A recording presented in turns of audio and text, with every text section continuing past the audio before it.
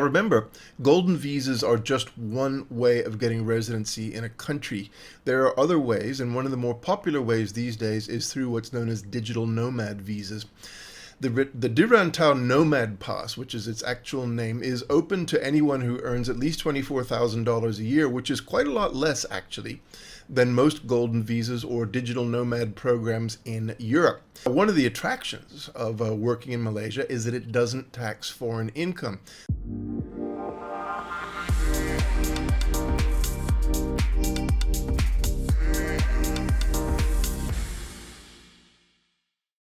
Hey there, my name is Ted Bauman. I am Chief of Global Diversification here at International Living, and I am also editor of a new service called Global Citizen, where I focus on issues relating to overseas residency, citizenship, investment, taxation, business, etc.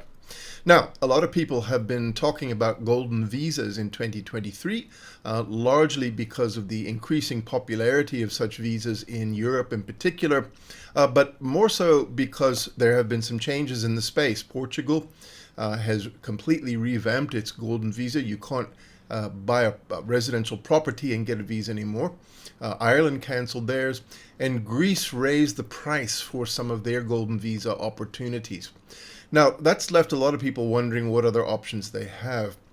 Now remember, golden visas are just one way of getting residency in a country. There are other ways, and one of the more popular ways these days is through what's known as digital nomad visas. Countries like Portugal and Greece and Spain and others in Europe have digital nomad visas, and essentially they work like this. If you are able to work remotely, and if your clients are people who don't live in the country where you are getting a digital nomad visa, in other words, they are foreigners from that country, then you can work there on a visa, you can rent a property, you can get an ID card, you can essentially start on the way to becoming a long-term resident. Because if you're a digital nomad long enough, you can apply for permanent residency and ultimately, if you want to, for citizenship.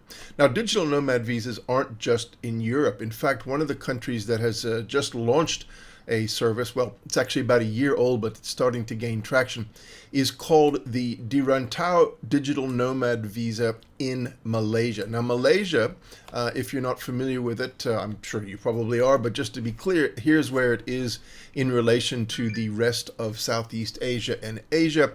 And here's a map of Malaysia itself, and you can see very clearly that at the very tip of West Malaysia, there's Singapore, which is one of the most famous countries or city-states in the world, and also a very popular expat haven, but largely for people of very high net worth. Now, Malaysia has been a popular country with foreigners for a long time. It was part of the British Empire for some time, and during that period it became very popular with British pensioners, British retirees, also civil servants from India and Burma and other places, and they tended to congregate in certain parts of the country, particularly Penang on the west coast of the West Malaysian Peninsula. Now, to this day, there are still a lot of Westerners who like to live in Malaysia, and one of the reasons is because it's English speaking, but more so these days because it's becoming quite highly developed in its own right. It's what I would call one of the new Southeast Asian tigers. I think Malaysia and Indonesia are rapidly on their way to catch up with countries like Vietnam, which have begun to benefit from the move of investment out of China and into other countries in the region in response to instability and concerns about the Chinese economy and the Chinese government. So I think Malaysia is tipped to be a really good destination. Now, the Rantau Nomad Pass, which is its actual name, is open to anyone who earns at least $24,000 a year, which is quite a lot less, actually, than most golden visas or digital nomad programs in Europe. Once you're approved, you can stay in Malaysia for up to 12 months with the option to extend for another 12. Now, unlike a lot of other programs which force you to work for only non-Malaysian or non-host country companies or clients, In this program, you can actually work for Malaysian clients as well. The application fees are cheap, it's about $200, and there's a 75% refund if you're unsuccessful. Now, the program is run by the Malaysian government department that focuses on technology development, and their goal clearly is to try to bring in skills and ideas to influence their own tech sector.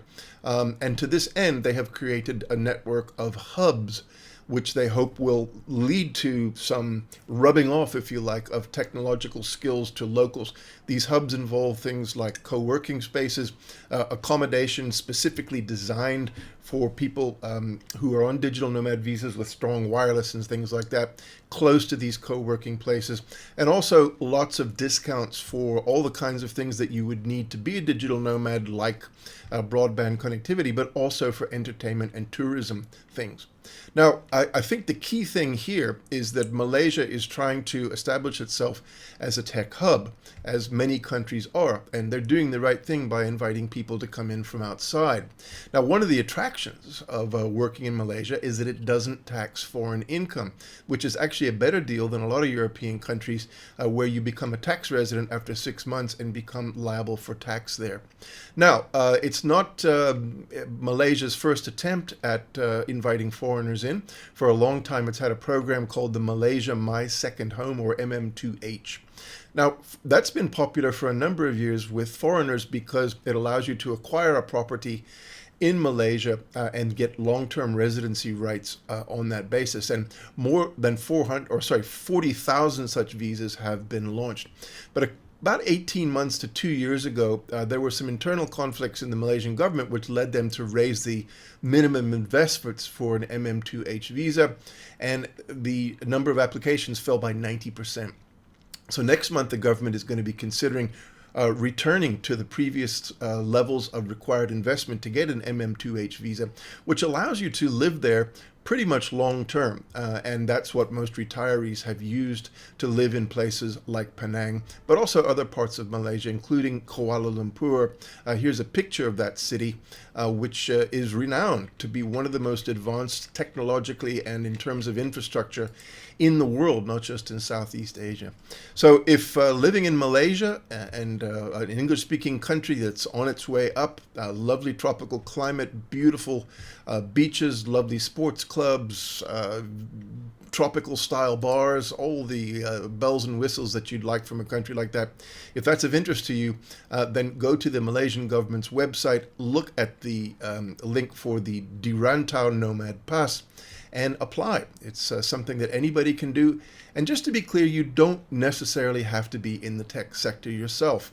It includes content creators, who are people like me, who use technology to create content, whether it's videos or writings or reports, and that is also an acceptable category. So if that sounds like something you'd like to do, give Malaysia a look. This is Ted Bauman signing off. I'll talk to you again soon.